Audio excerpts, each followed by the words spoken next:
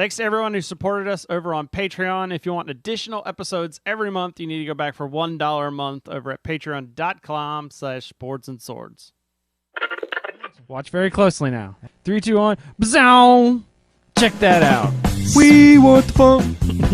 Gotta have that fun. Is it okay if it's okay if like when the bread touches the fries? Do I really want to just stand still and cast a lightning bolt? No, I want to avoid you and shove a lightning bolt across. I just crapped my alien pants.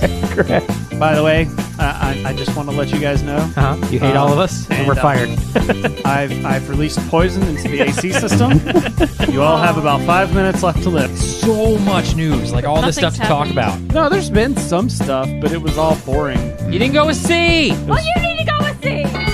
And our friends, we combined. You've told that story. We combined. Have I told it on the podcast? I'm pretty sure you have. told it. Well, I'm telling it again because I just realized as I was reading this that this game's already been done. They even made a show about it. It's called Yu-Gi-Oh!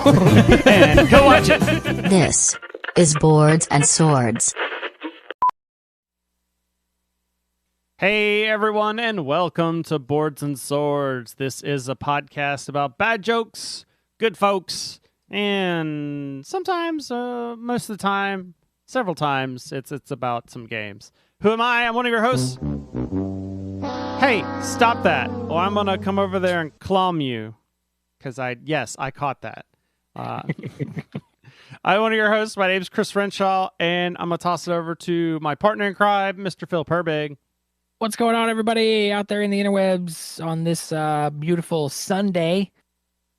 Yeah, it is Sunday the 18th, at least when we're recording this.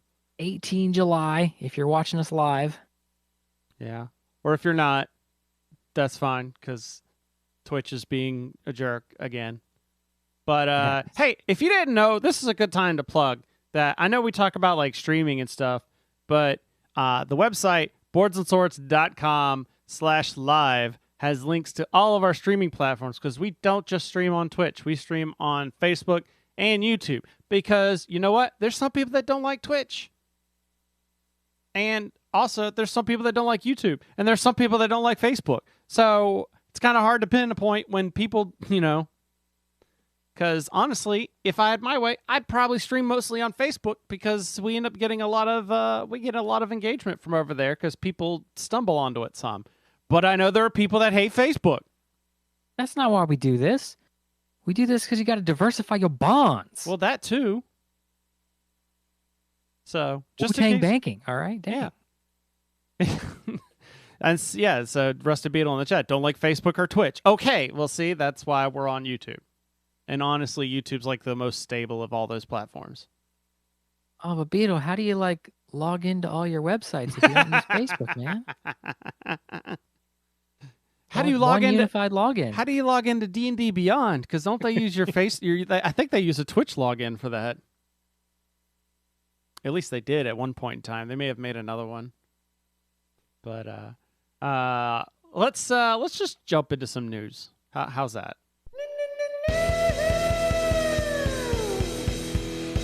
I really should get better at that transition. You'd think at 177 episodes. By the way, we're getting close. I'll have to figure out, do the math of when 200 is, but I'm sure it's probably going to be like next March or something. Sounds about right. Yeah, but that's just weird to think about. All right. First up, I fell and scraped my leg while skateboarding, so I should have worn machine guards, and that's because this next one's about War Machine. That was why that pun was like that. Can you get an audience groan button on the thing there? You find me a good one, and there you go. All right. So War Machine's coming to Marvel Champions. So Marvel Champions? What? So there's a new set coming out. I think this is after. I think Nebula was the last one we did. So this will be after that. So this is looking like October time frame. So Rhodey's coming in, and it looks like his character's going to be all about the ammo counters, because when he flips to his hero, he gets these ammo counters on him. And then, like, when you flip back, you discard all your ammo and stuff. So I'm assuming like they don't maybe there's I forgot there's links that actually show. Okay. Big Okay. So versions of the cards. Yeah. there's a munitions bunker that like you can save your ammo counters and then like remove a counter to ready certain weapons. Oh yeah, I'm liking this because I love Iron Man and his deck. So this seems like that, but allows you a little bit more stuff. Targeted strike, remove an ammo counter to remove 3 threat from a scheme. Remove 3 Can ammo. I just say the full auto card? Oh, I haven't gotten to it yet. Remove You 3 haven't gotten there yet? remove 3 ammo counters to deal 3 damage to each enemy in play. That was Scorched Earth. Okay, here we go. Oh, nice. Remove 4 ammo counters from War Machine and choose an enemy. Deal 8 damage to that enemy. It gains overkill. Heck yeah. Okay, so just looking at the full auto card, Mm-hmm. remember the last Starfighter? I remember that existed, and I don't remember much about it. You don't remember that? I remember Okay, the I'm sorry. basic premise. Just the animation reminded me of when he hit the like experimental balls to the wall weapons on the ship, and it just like just spun in a circle and fired everything. No, it just reminds me of the Avengers when Tony first comes to meet Loki, and he's like make a move reindeer games, and it's like every weapon hidden in there is like activated. Yeah. Oh, and so like every card, so you can choose a war. Oh, so you can like keep reloading, if you will. Choose a War Machine card in your discard pile and shuffle it into your deck just by flipping back to his alter ego. That kind of reminds me of what is it? Time something. It was a game. It was an arcade game where like to reload you had to like point off to the side. Oh, Time Crisis. Time Crisis. Yes, that one. Yeah. Or you had to you had to like point off to the side to like reload. That's what it reminds me of is you have to flip back to reload. Yeah. By the way, Rusted Beetle saying Death Blossom. That was the last Star Fox. That's what it was final called. shoot Yeah. everything. Or and Firefly. Fire everything! Fire! Somebody shoot! Somebody fire! Fun fact: I tried to pressure Colin when we made the first podcast that I ever did. I'd quote that. I wanted to name it Somebody Fire because I had just watched like Serenity for the first time, and that's kind of what spurned that podcast on, and I thought it was funny. Yeah. All right, so next one. This next game, I'm aware is not everyone's favorite game, probably because it's in the wrong category, and as we're talking about Exploding Kittens here. Those people are wrong. There are a lot of people that poo-poo on Exploding Kittens, but it was still my first Kickstarter that I ever backed. So there's a new box called Recipes for Disaster. Part of me hoped there was actual recipes in here because that would be funny.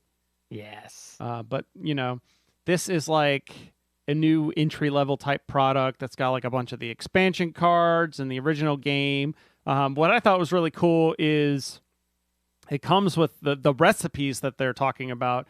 Is it comes with 13 recipe booklets is what they call it for like different ways to play, which I thought was really cool because you know, not everybody's for the very simplistic kind of game that it is, but a lot of people will like buy it for the artwork. So maybe like some of those recipe booklets might be to someone's taste that like the artwork, but may not have appealed the original style game.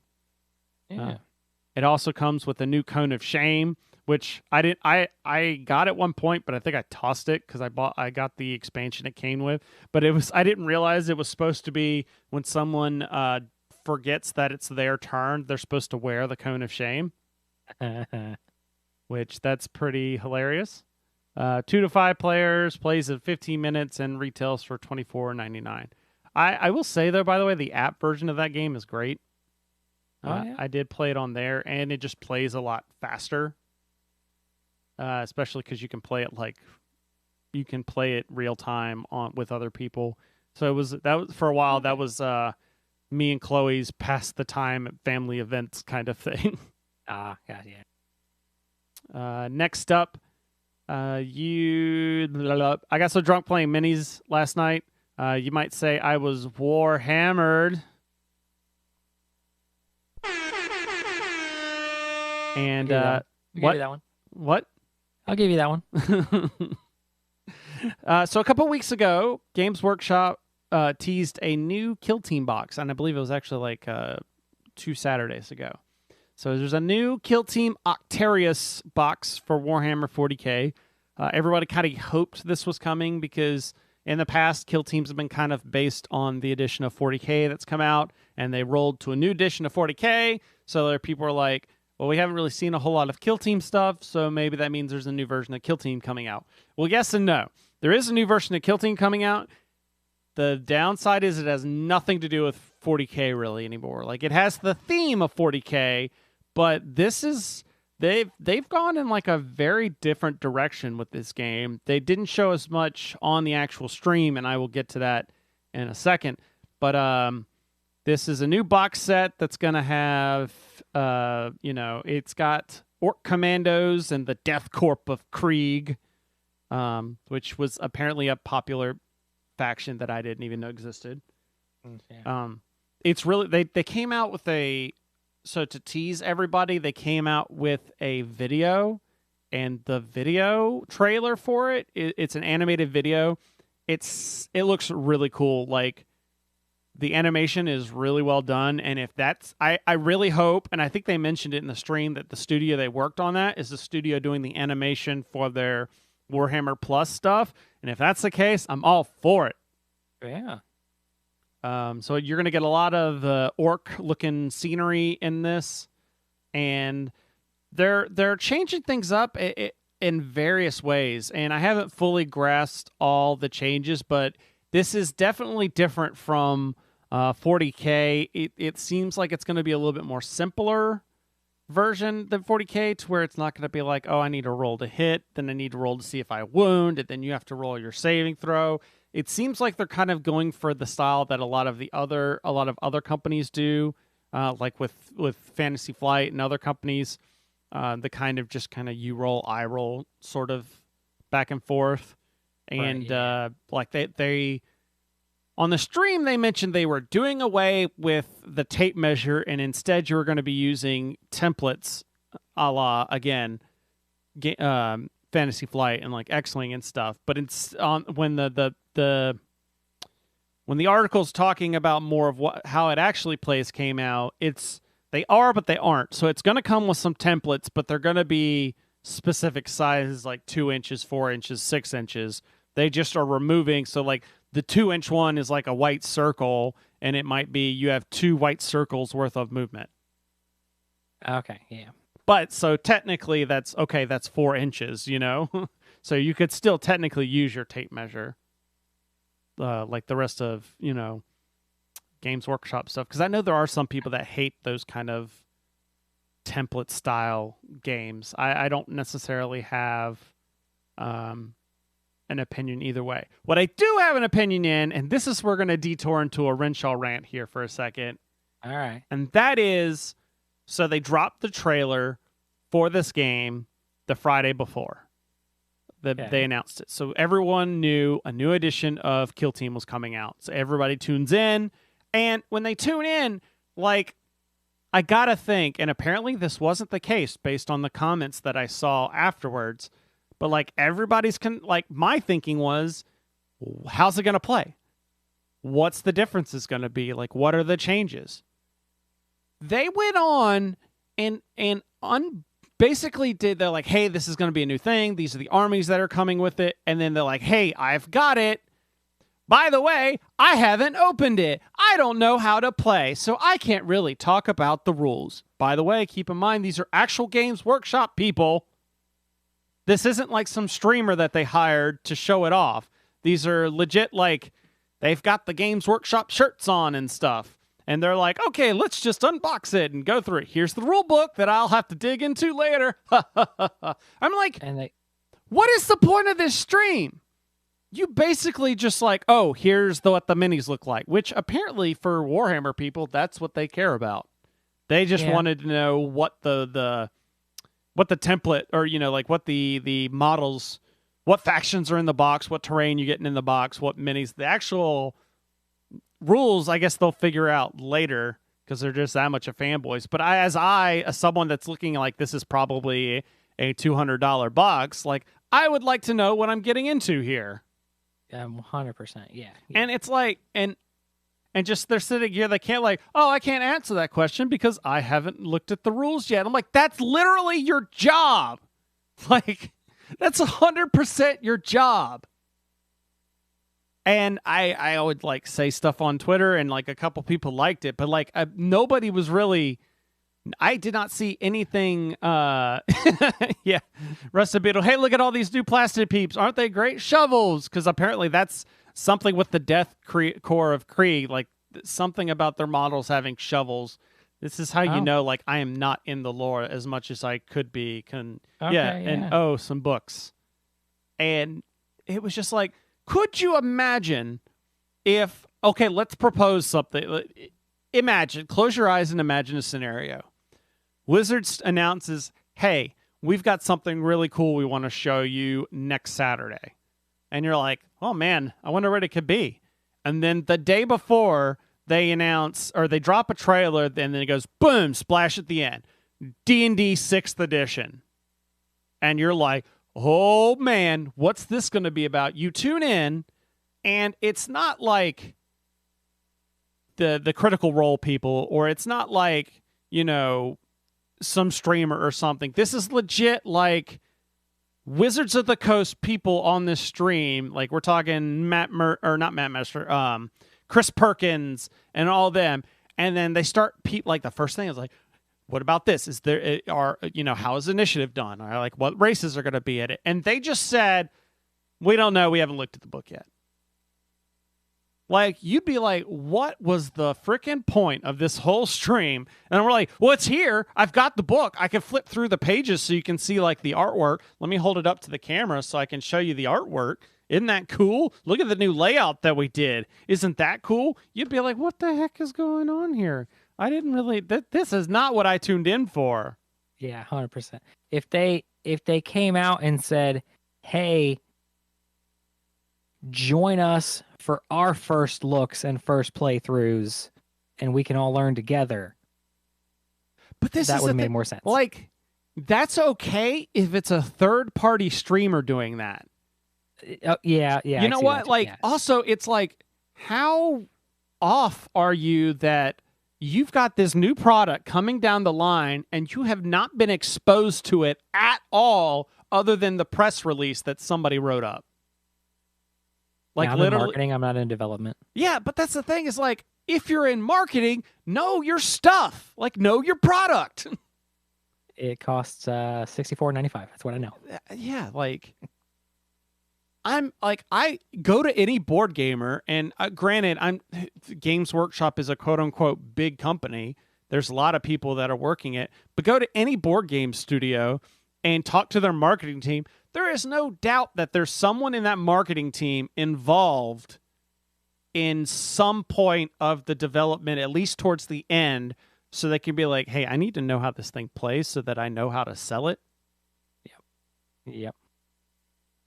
Rusted Beetle saying if they just said it was an unboxing and that communicate when I get into the game, that would be better.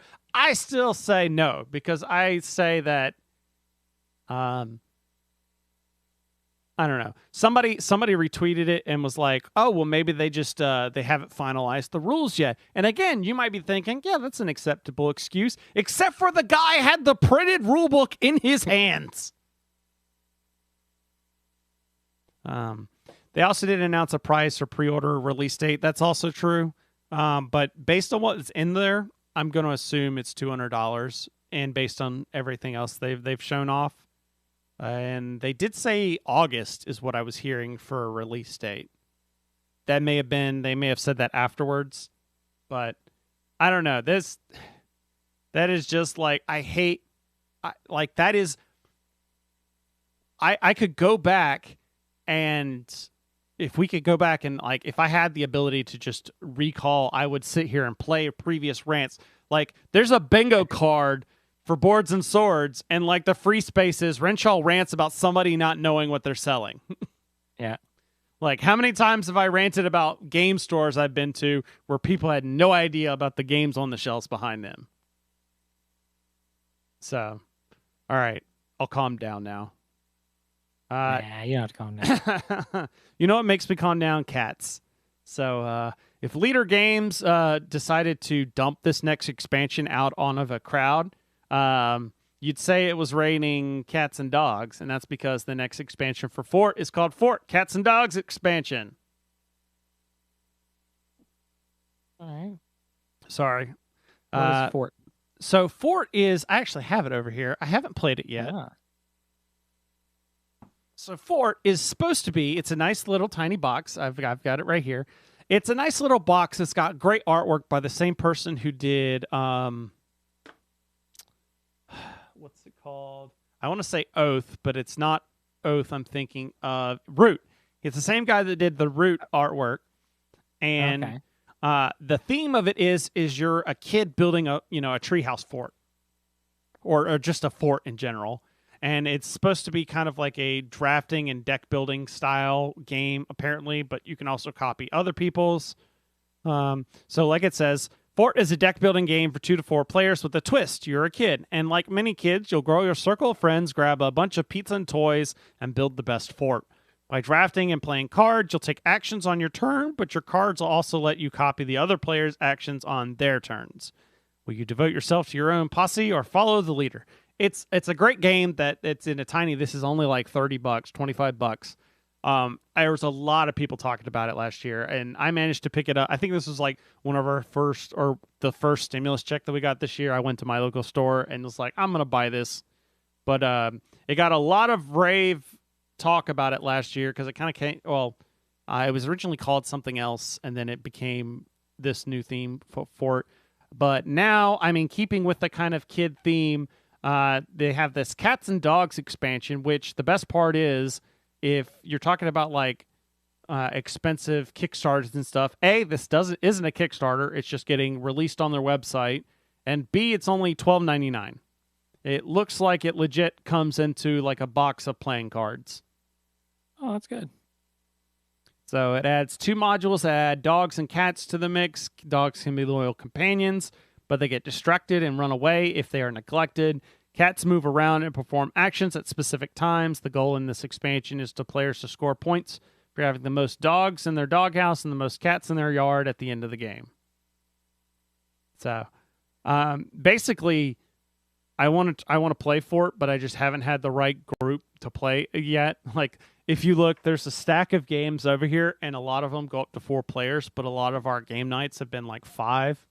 Because it'll be me, Corey and Jimmy, and Mike and Heather.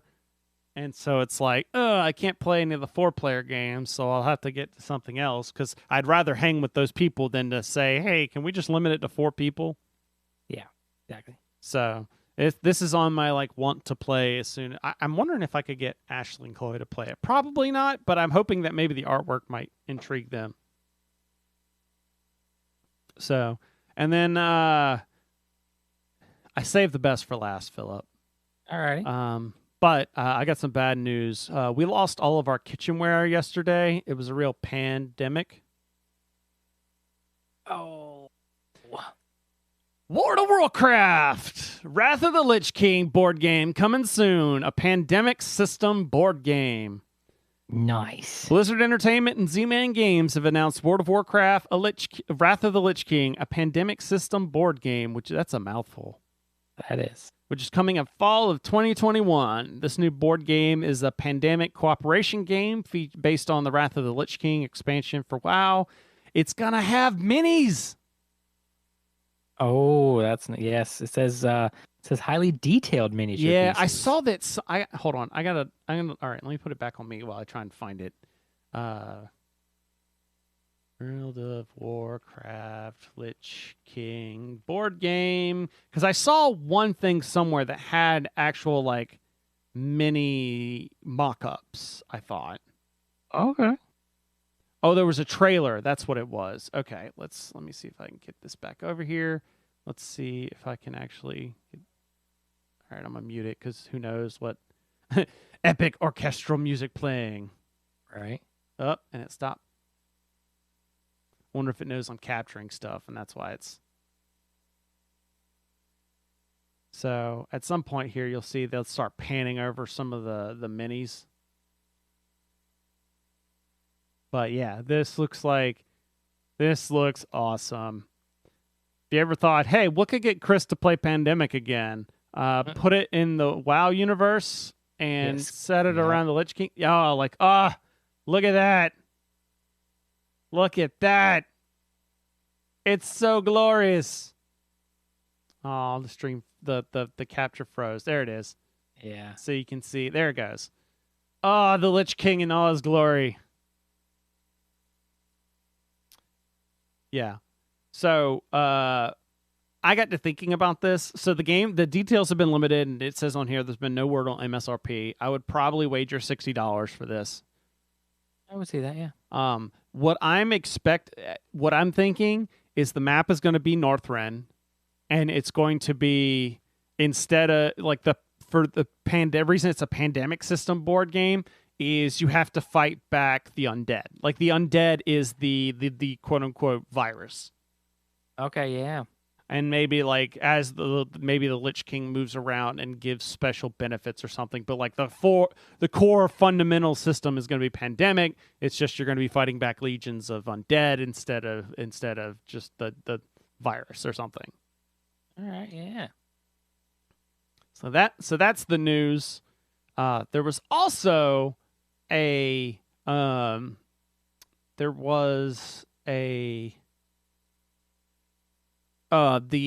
ICV2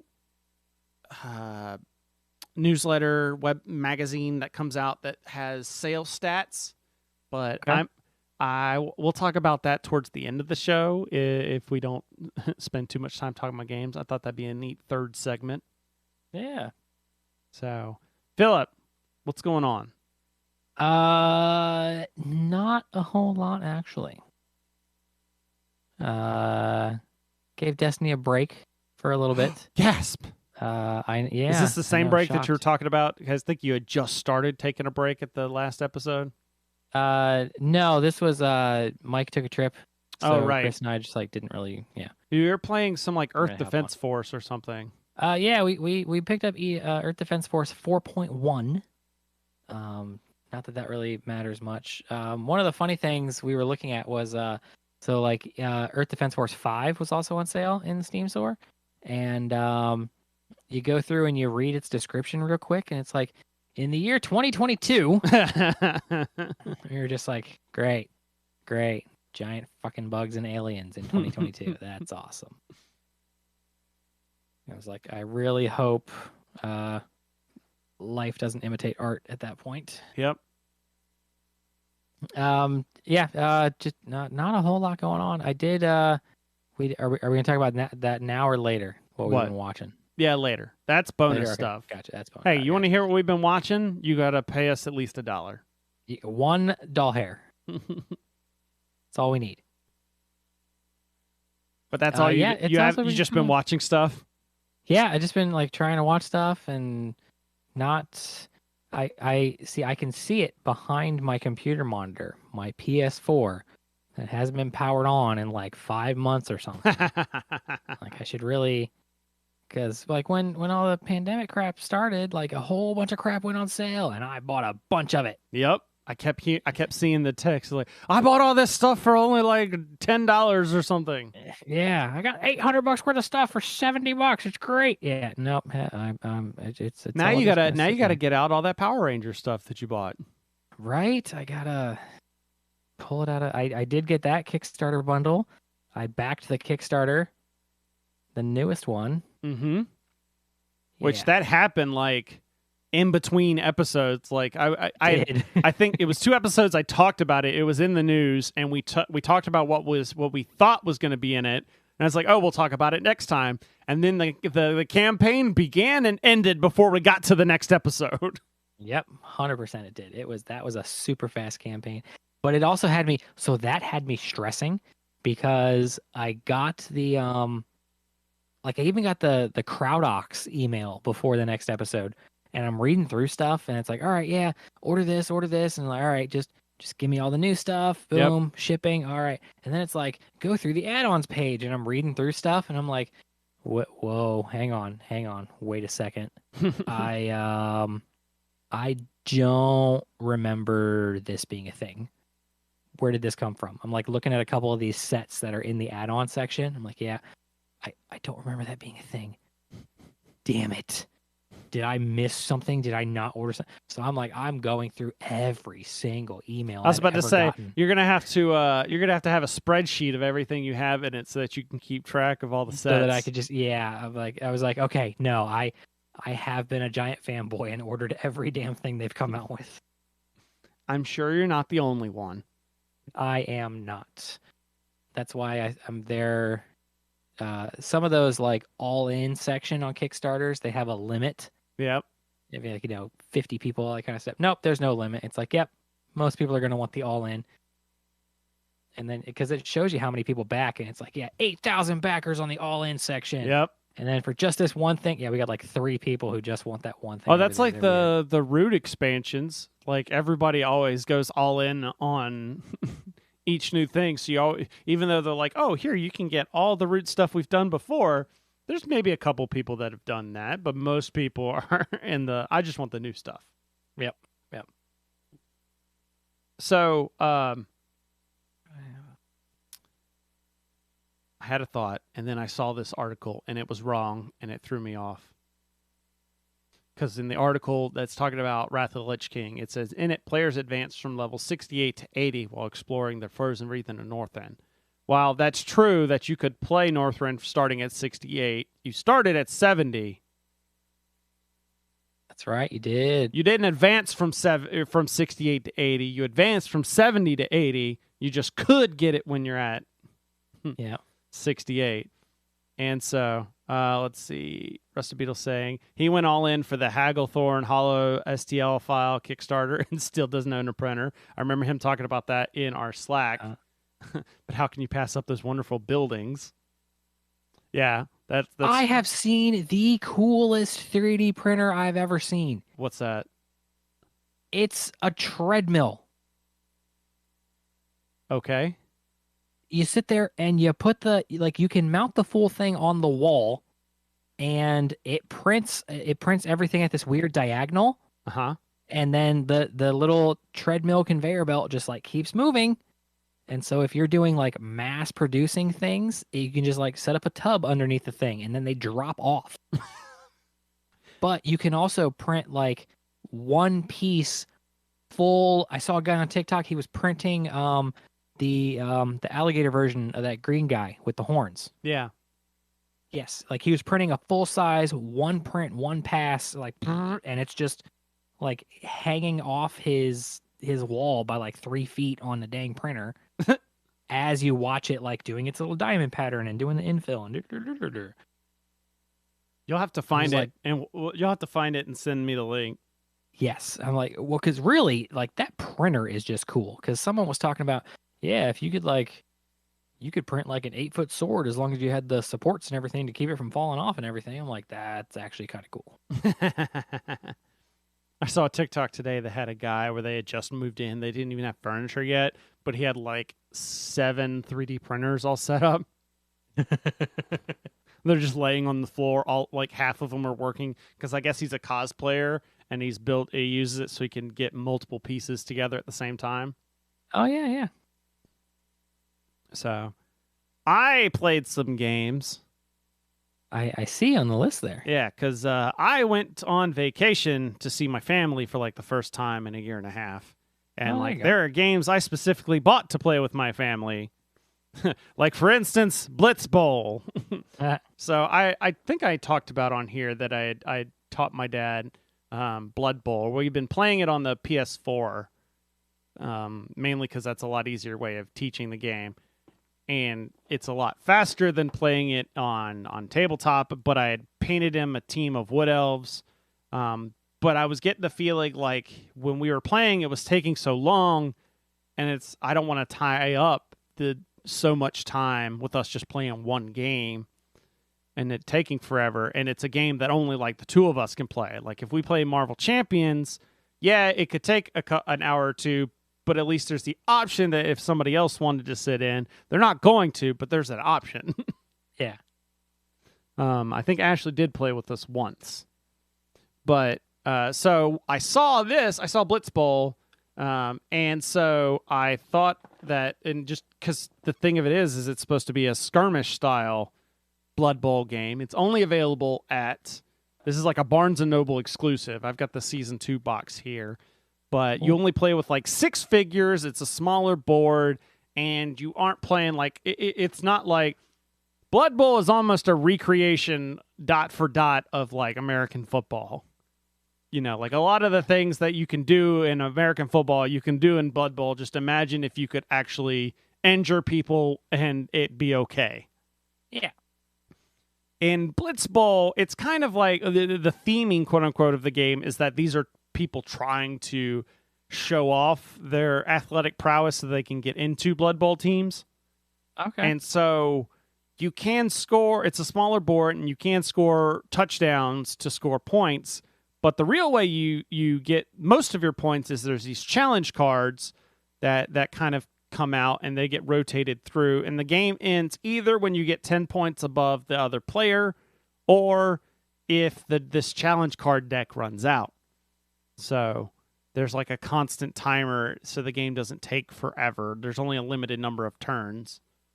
And so like in some of these challenge cards, they'll be like, just injure one person on the other team, or complete a throw, or block, or like they call it mark, is when you're in position so that you're basically engaged with at least 3 of their think of like attack of opportunity zones in D&D. Like you can't move, or you can't move because you're locked in with that other player.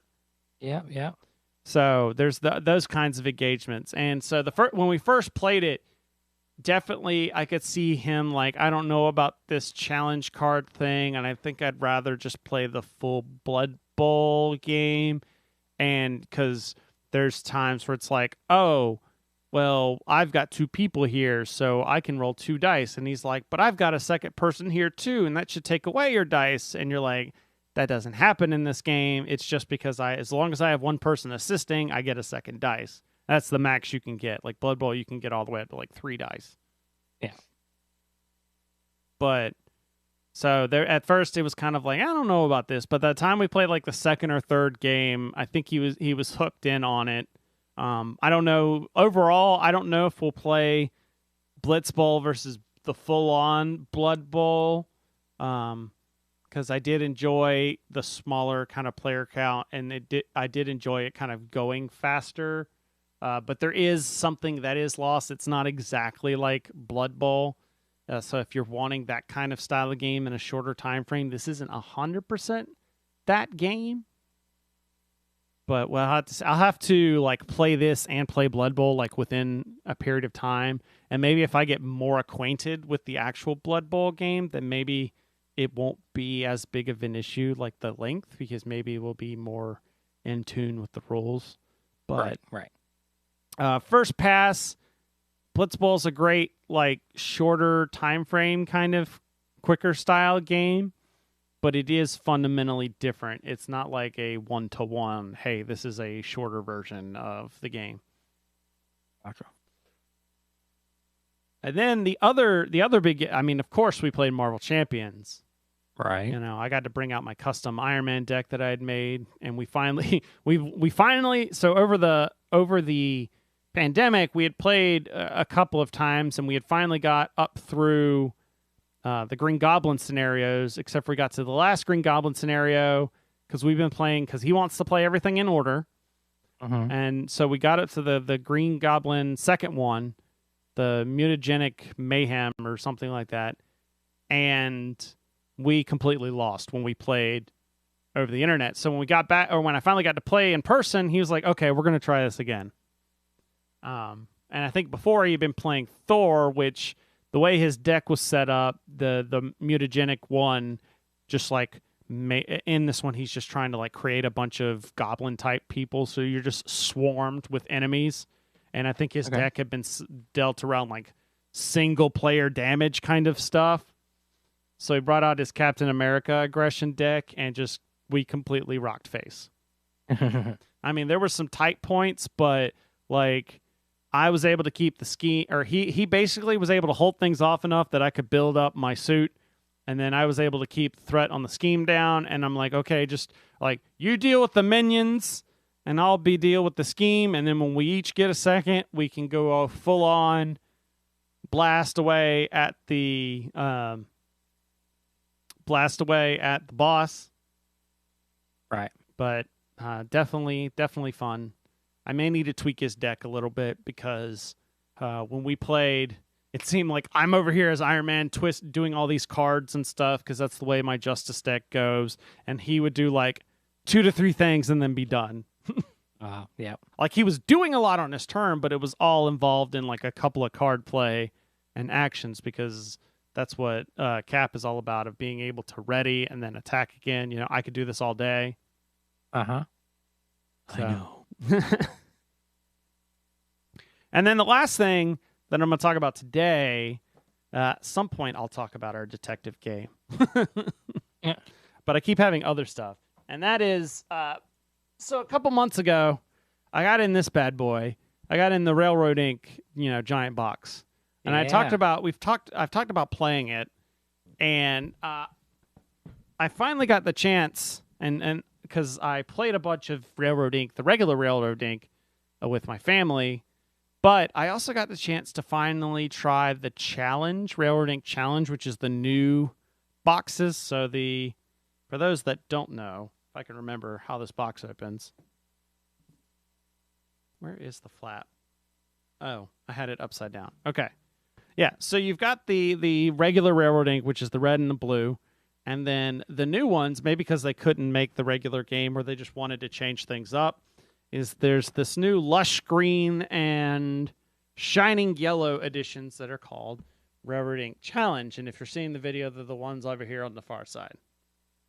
And the biggest differences are, the board. So the board is fundamentally the same, except for it's got these icons for these special locations.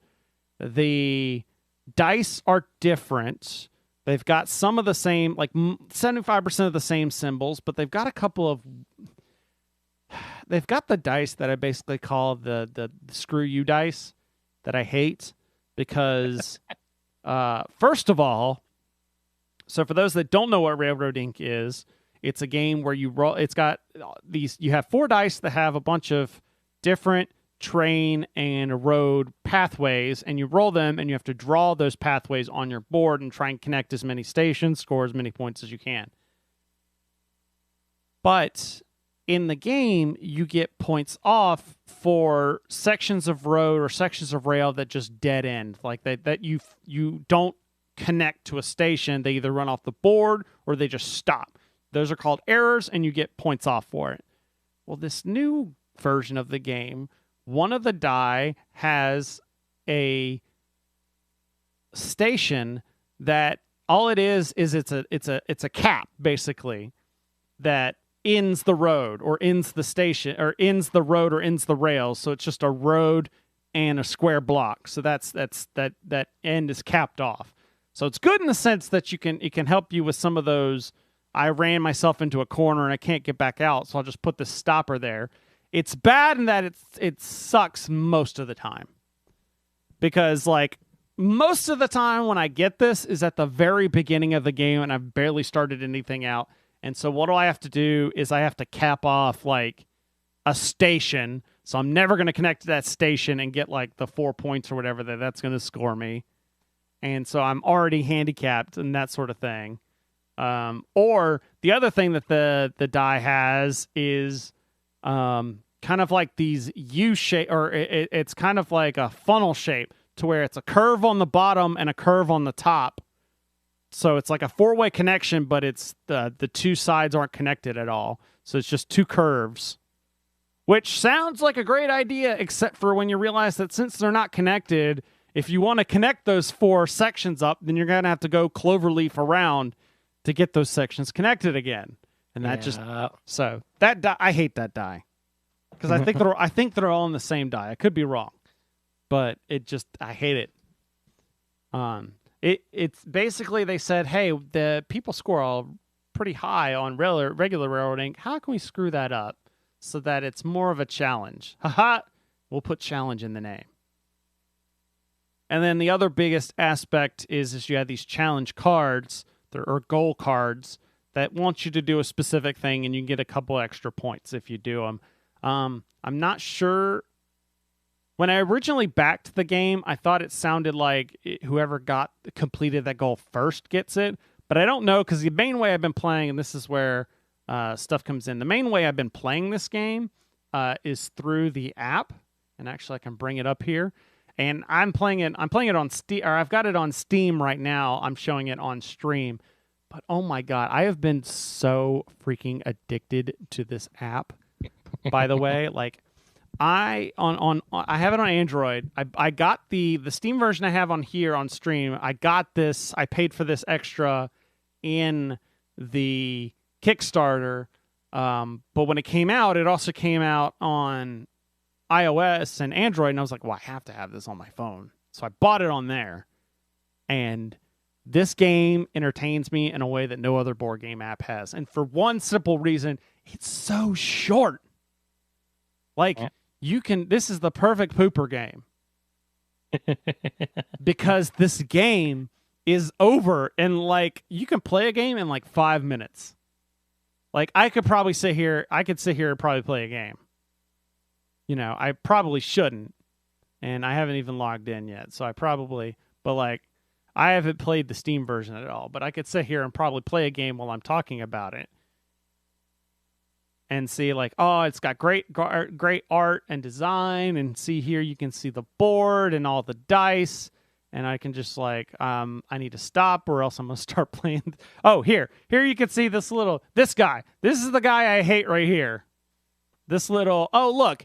What did I say? Turn 1. I get the dead end. You get the cap? Yeah. Oh, yeah, I get the cap. So it's like, what am I going to do? I'm going to put it here, and then fine. I'll just put this cap here. And that special building means that I can play a different road.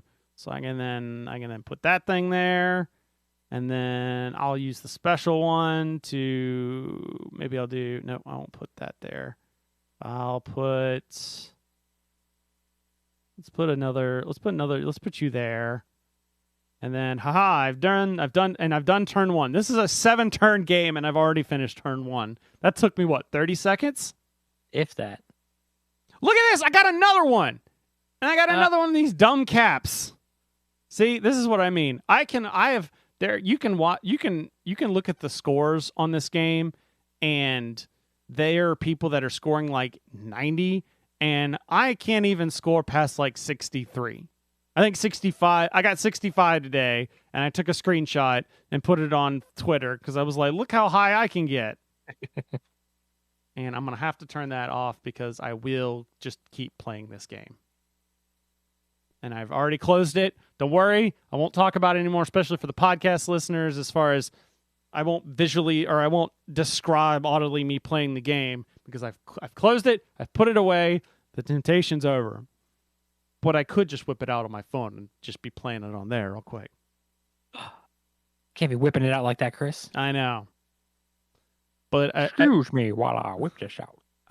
How much is it on? I did not think... I just bought it real fast that I didn't even stop to think how much... Oh, you didn't even pay attention? Yeah. I want to say this is like $4. I'll look and see what it is on Android. $3.99? Are you kidding me? $3.99. Everyone needs to go buy this game. This game is great. If you don't like roll and write, you're probably not going to like this. Yeah. But if you've ever thought about Railroad Inc., then you need to play. It says it in the online rules, but I didn't see it in the game. Maybe it's a feature that they haven't added yet. But it does say that you'll be able to change the dice between like regular Railroad Inc. and the Railroad Inc. Challenge. So that's kind of cool. And you can turn the goals on and off as well. So you could make the app, at least at some point, you'll be able to make the app like the original Railroad Ink game.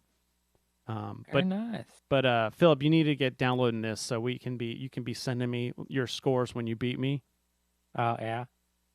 And it's got two, the shining and the lush green expansions preset in there, but you can't play them yet. It's just you're just locked to the core game at this point. But obviously, this seems like a game that they're going to expand with other stuff. Yeah, definitely. In the core game, or in the actual physical game, I've played this a lot too. I just haven't, like I said, used the challenge cards in real life. And I have been playing a couple of the expansions. So I have some thoughts on this stuff as a whole. All right. Because I was thinking, it was like, okay, would I recommend that? Like, if someone didn't have anything as far as Railroad Ink, would I recommend? What would I tell them? And I think honestly, you got to start with. I mean, it kind of comes to an availability thing. If I don't know how available the blue and the red, because I know Horrible Guild was working with CMON and it was a CMON release, and now I don't think it's a CMON release. So. Okay. I was wondering if maybe that's why that they had to kind of do the switch. So if you can get the red and the blue games, I kind of would recommend that because it's the simplest version of the game. It's the easiest one to teach to other people, especially if you're playing with like non-gamers, like family and stuff. That's why I haven't played the challenge cards, because I haven't bothered to teach that one to people yet. I've just been playing the the basic versions of the game. The expansions, if you had like FOMO because you didn't get all the expansions, I don't think I would worry about it too much. Like, there are expansions that you can get, or there's expansions that come in each box comes with 2 expansions. So if you play through that one box enough that you've kind of fizzled out on those expansions, I think you can then buy some of the extra ones. But the huge box of expansions that I've teased a couple times, where it's just a big huge cube of expansions. It's kind of like Schrodinger's box, where it's great and it's bad at the same time. It's great because I like having the potential options that it has. There's so many different things, but the reality is I will probably only play a small fraction of them. Right. Because the reason we play Railroad Ink is because it's a really simple game, and everybody, the people I play it with, they already know the rules and how to play. So they're not very likely to say, "Hey, let's throw in a wrench here, and let's play something different." Because the reason we chose to play Railroad Ink is it's either between a couple games or at the beginning or end of the night, where we're just wanting something relaxing-ish to kind of that we already know how to play, that sort of thing. So that's where, like, some of the expansions will probably never even get touched. But I like the fact that they're there, so that if I do have the time, energy, then I'll play it. Exactly. And I'm thinking maybe, because I have the app, like you saw, I could stream the app on there. So I may do a video of me playing through the app, so you can see my frustration in real time and put it up on YouTube. Or should I play the actual game and then show off the expansions and stuff? So people let me know the pros and cons of that. Would you rather see the digital app, or would you rather see the expansions and stuff that I could do with, like, playing it on the actual game on tabletop? So I need a drink, so I'm going to set my headphones down, and Philip, you can talk about Patreon. All right, we're going to sit here and talk about the Patreon. What you got to do, you got to head over to patreon.com/boards-and-swords. That gets you, you know what? I'm going to bring it up. So patreon.com/boards-and-swords. Boards-and-swords. All right, so we got our membership levels there. You wanna hear some of the extra stuff we do? All you got to do, you got to send us $1 a month. That's all we are asking for. You want to get a little more in depth? We've got our $5 level. That'll get you a die. special hand ordered by Chris, a die that has our logo on it, and Chris will throw out some dad jokes there for you, because who doesn't love dad jokes? All right, everyone loves dad jokes. I do have You know some how I you- need to do. You know how you know a joke becomes a dad joke? When I it tell becomes it? apparent. No, it's when it becomes apparent. Yeah, I got it. But I stepped on that one for you. And then, I see something extra here. I didn't know about this. I might have known about this. I just ignored it. There's a T-shirt level, guys. Yeah, I added a T-shirt level. There's a T-shirt I think level. I mentioned it briefly once, but we had it as you could play a game with us. But the reality of it is, if we're ever at a convention or something and you find us, there's a good chance. As long as it's a game that I would seconds to talk to us, and Yeah. then we're gone. Well, there's that, but also if there's a chance of a game that I'm probably gonna like, no, I'm not gonna play Agricola with you. I'm sorry. That one may have to be an actual Patreon level for me to play a terrible game with you. But However, I will always play Munchkin with you. like that. Like if we're gonna play a game that you know we're gonna play, there's a good chance I would probably sit down and play. So why make people pay for that? And also, like, we had one person on it, and it's like, that's kind of lame. So now I decided we'll do a T-shirt level, where if you're at that level it's $10 a month for a period of months, and you get a T-shirt at least once a year. And by the way, if you're at the dice level, I typically send out more than just one dice. That's right. Multiple dices. Decent. Dices and dices. Dices and dices. Philip, you remember not to talk about the secret OnlyFans, right? That I did mention a little bit on there. Crap! I forgot we're live. That's right, we are live. We're live. So It's not a secret anymore. and it's actually it's only flans, and it's us talking about different types of flan. That's right. You can do a lot with some flan, guys. You know, different sauces on there, different textures. I just think of the never mind. I can go down a different rabbit hole. But as we sometimes like to do, I like to sometimes have a little discussion piece to kind of finish off the episode. And I thought that these I know like stats and sales and stuff can be kind of boring. But I thought that there's kind of some cool things here because, 2020 was such a weird year. And I was always like, what's this year going to be like when it comes to sales? Because, we kept seeing like evidence of things being popular, like people couldn't find puzzles or games in stock, things were going off the shelves, especially in the beginning of the pandemic. Then the Pokemon craze took off and now stores are not selling it. So it was like, what is this actually doing in terms of sales numbers? So again, ICV2's internal correspondence, it's a very industry focused newspaper that comes out twice a year, and they've got the 2020 sales numbers, because that's one thing is that the industry doesn't really publish a lot of stuff. So even these numbers, I believe, are estimated numbers based on them going around talking to stores and talking to distributors and kind of getting facts and figures. So just for record, my computer's decided it wants to act up. Why is Steam open? Close Steam. Maybe that'll make my computer run better.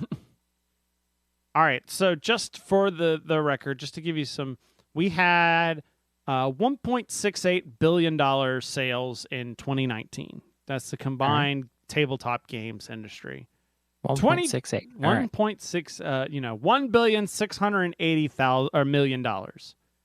2020, the estimations are $2.03 billion. Okay. So, I mean, that's what, 30-40% increase? Yeah, and just for record, this is just to put that in perspective, let's look at the trends here. 2015 was 1.19 billion. Then you had a decent jump to 1.44 billion. And then we kind of like hit a little plateau where 2017, 1.55, 2018, we dipped a little bit, 1.50, 2019, 1.68. Then we have like the largest jump we've had in like 6 years Yeah. to $2.03 billion. That's nuts. Yeah. And the other interesting thing is that usually this section is overrun by the collectible card game section. Like, it is a huge section of the industry. Like, when I've said it before, when people say the industry is supported by Magic, it's not a lie.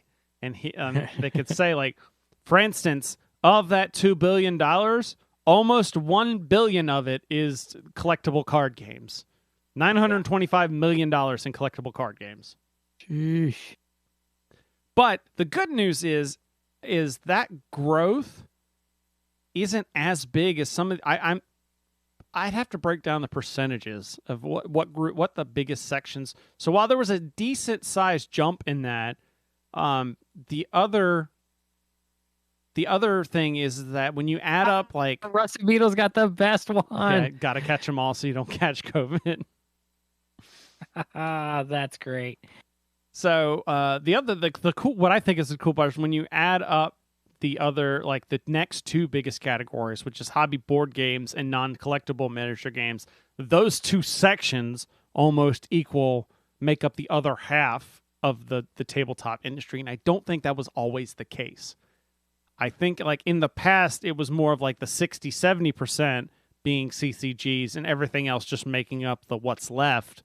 But now we're starting to see that kind of even itself out. You know, non-collectible miniatures games being 415 million is not, like, you know, something to Nothing to shake a stick at. there. Yeah, that's the phrase. Something like that was what I was going for. And probably most of that's Games Workshop, because those minis are expensive. Trust me, I would know. So the other big thing I like to look in here is we've got the top games for spring 2021. So they have the year roundup, but now we've also got, so we don't have the actual numbers for spring, but we've got, like, what was the most popular. Because also that's going to be the next big thing, is seeing, okay, do these, do people, does this trend continue? Like, is this a spike, and then is it going to go back to normal or lower as the pandemic is over? Or is this like we've opened the doors, we have more people in, and now they're here to stay? Or is it going to be now that people can go out and do other stuff that they're not buying stuff? Yeah. So yeah, and that a lot of people, there's definitely some evidence to the fact of the reason the collectibles or the non-collectible miniatures that they have in there is so high is because people bought a bunch to paint to play in future games. Rusted Beetle's asking me about how's that combat patrol going. It's all assembled but not painted. That's as far as I got. So we've got the stats here for popular games. I've made jokes about this and we've had games about this, but I thought it'd just be easier to just do it. So overall for CCGs, again, not going to surprise anyone. Pokemon's TCG at the top, then followed by Magic. That's a flop. I mentioned it last time it happened, but that was also not really surprising. But it's still, overall, Pokemon still outselling Magic at this point. Then you've got your other kind of, non-collectible miniatures. These are all things this is all stuff we knew. 40K still outselling everything else, followed by Age of Sigmar. Star Wars Legion still doing pretty well. It's number 4. The D&D minis then filling up the D&D and Pathfinder minis filling up the cracks after that. Role-playing games, obviously D&D at the top. Cyberpunk filling in number 2. So Pazzo getting bumped down to number 3. I think Cyberpunk was that way the last time we did this as well. Mainly, I have to say that's probably due to the game coming out, the 2077 game. People being like, well, this game sucks and it doesn't work, so I'm going to go play the tabletop version. Yep. And then I also find it funny that the tied at number 4 with the Alien game that came out from Free League is listed 5e- compatible games. So you have Dungeons and Dragons, and then you have 5e compatible. Because I guess they're including anything official D&D and 1. Okay, yeah. Yeah. What year is this? Rusted Beetle in the chat room. Pokemon Outside Magic. And then probably what everybody that listens to this is interested in. You have the board game and the hobby card and dice. This is probably the actual, probably the most surprising thing, and this was mentioned in the article that I skimmed through, is there's very little Asmodee stuff on these lists.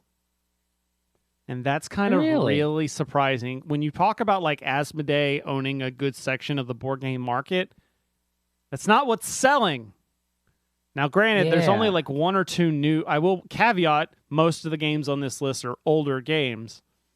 But, for instance, hobby board games.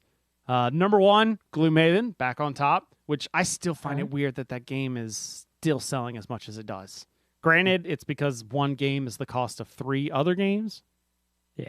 But I thought that we got into the saturation point of everybody that wanted Gloomhaven. The only thing is, I wonder if this includes Jaws of the Lion. Because if this includes Jaws of the Lion, that makes a lot of sense. But I would think it. Then you got Betrayal at House on the Hill, Wingspan at number 3. These two, those have been on the list for a while. First new game comes on at number 4, and that's Dune Imperium from Direwolf. This is a game I've heard a lot about. If you listen to any other board game podcast, you've probably heard them talk about Dune Imperium. I hear that it's a really good game. I just don't really have so much interest in it because I don't have a big interest in the Dune franchise. I know there's supposed to be a movie coming out. Maybe that'll change, but I read the book. I didn't like it, so I've kind of written off Dune, but maybe that'll change. I didn't read the book. I saw the 2 Sci-Fi Channel movies. Yeah, the miniseries. Yeah. I saw those ones. I didn't see the original. Then I didn't see the original all the way through. I saw it on TV. I remember a fat guy floating. That's really all I remember. Then second, and I think the only other new game from Alterac, from AEG, Cubitos, which is another one I've heard a lot about. Root at number 6, Azul at number 7. Technically now an Asmodee game, because Plan B got bought by Asmodee. So technically Azul. So keep that in mind. There's one, and then followed by Unmatched at number 8, Scythe at number 9, and Quacks of Quedlinburg at number 10. You move over to the top card dice games. Again, the top 5 of this is stuff we've seen before. Codename, Smash Up, Coup, Exploding Kittens. Again, people may not... I know if you look on BGG, people talk about they hate Exploding Kittens, but it sells. Yeah. It sells. Century from Plan B Games, so that's technically... That's our second Asmodee game, and that's only by an asterisk of they just became an Asmodee game. Yeah. Uno at number 6 on this list. And I know 100% why Uno is on this list now. So I think they're going through some sort of anniversary. But have you been to Target anytime recent? I was just thinking, I haven't.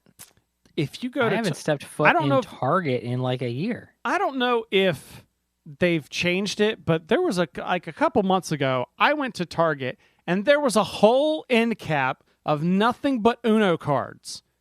And they've done this thing where they've broken out, like, there's like 5 different box covers they've got, with like each one representing like a different century almost. Like there's a 70s looking one and like a 80s and 90s and 2000s, et cetera, et cetera. Okay. So, but it's just like, that is a whole end cap stocked to the brim with Uno cards. So that's my thoughts on why Uno is number 6 on this list. Marvel Legendary at number. Also, because they did put out that rules clarification. Oh yeah, where the Like in the middle of the pandemic, it was like, yeah, you can't do a reverse on a reverse. Uno has spoken, and everyone was like, no, you're "Screw wrong. you, we do what we want." You're not my real dad. Exactly. As you put in the thing. So then Marvel Legendary at number 7, Unstable Unicorns at number 8, Philip's favorite game Munchkin at number 9, and Boss Monster at number 10. I'm actually Still kind of top 10, baby. I'm still kind of I'm kind of surprised that Marvel Legendary's up there and not Marvel Champions, because I keep hearing about that stuff selling out. Oh yeah, yeah.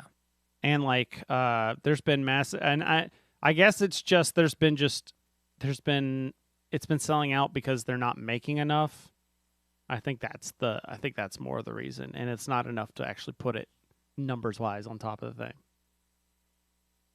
So there you go. That's kind of like the highlights of everything. What does this tell us?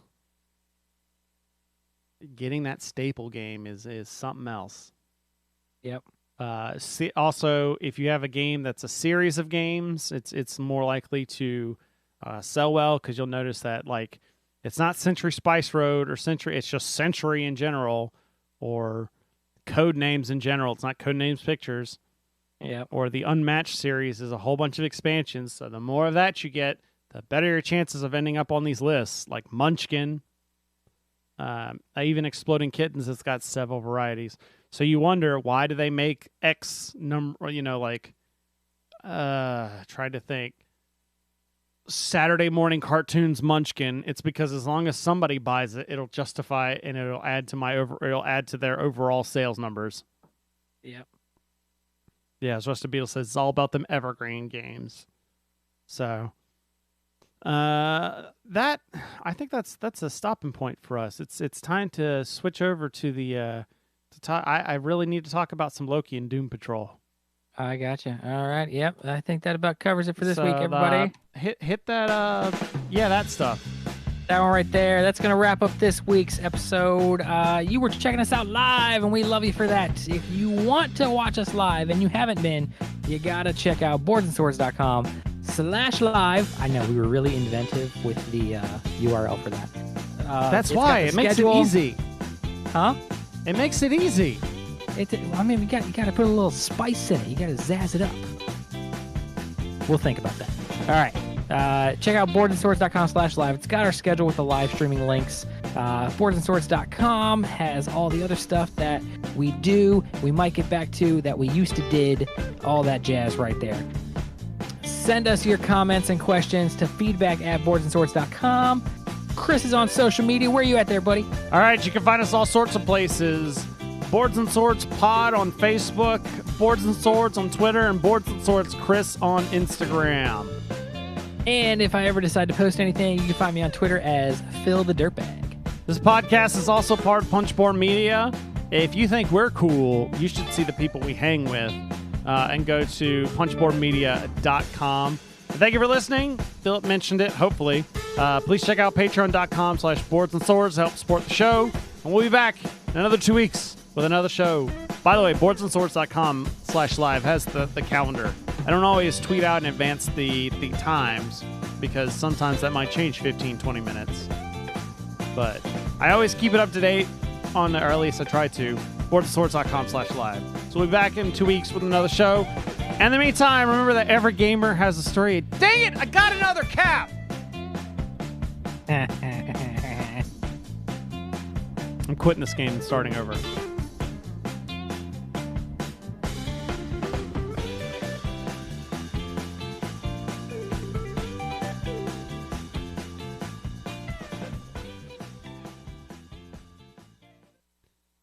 All right, everybody. Thanks for watching, and it's time to head off. We're gonna kill the chat or kill the stream now, and do some private time talking. Mommy and Daddy have to talk now. Time to head off into the sunset because it's 8 p.m. and it's still bright out. Is it? Huh? Yeah. I guess At least out my window. I guess I do see some light through the cracks. All right, That's right. I'm killing the stream now. It's dead. It's dead.